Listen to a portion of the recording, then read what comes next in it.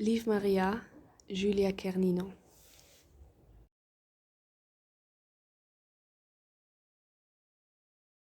Libre, mystérieuse, séduisante, Nostalgique.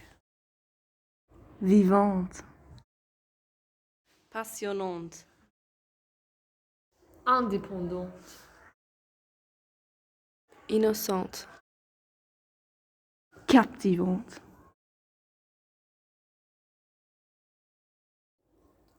Le roman accompagne la jeune femme indépendante Liv Maria sur ses voyages. Chaque pays où elle vit représente une nouvelle étape sur son chemin vers sa propre liberté. Mais son passé la suit toujours. La jeune femme Liv Maria, fille unique d'un marin norvégien, grandit sur l'île bretonne. Sa vie sur l'île est très libre et sa jeunesse est innocente jusqu'au moment où elle doit subir une tentative de viol.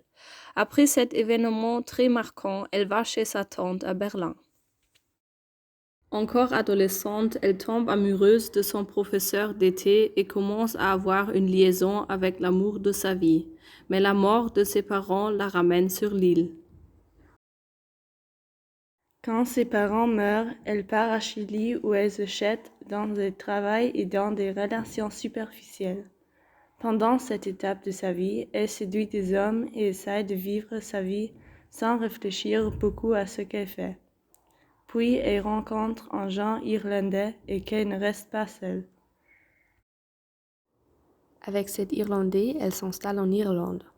Enfin, elle est à l'abri, épouse et mère. Mais à l'intérieur, elle reste la femme mystérieuse et aussi nostalgique en gardant son secret du passé. Il est difficile de retenir une femme si libre.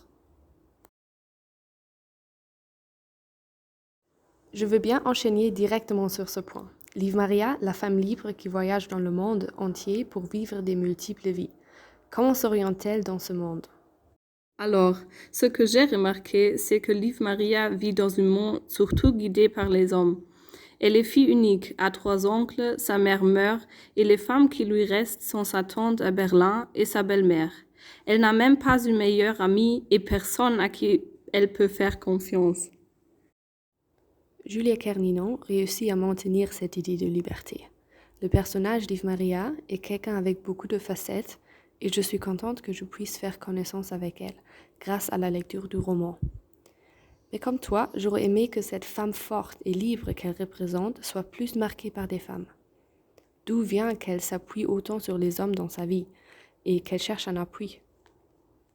C'est exactement ce que je me suis demandé pendant ma lecture. Je pense que Liv Maria cherche un soutien après le coup du destin qu'elle a subi. Mais je ne sais pas si c'est plutôt une manque d'alternative qu'elle se soit tournée presque exclusivement vers les hommes.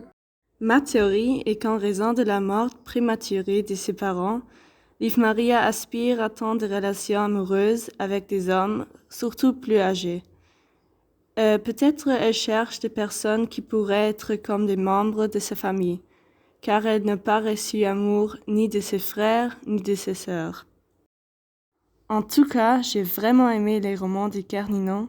Son style d'écriture est tellement agréable et elle réussit à construire la vie intéressante d'une femme mystérieuse et vivante. Ouais, c'est bien. Je suis d'accord. J'avoue.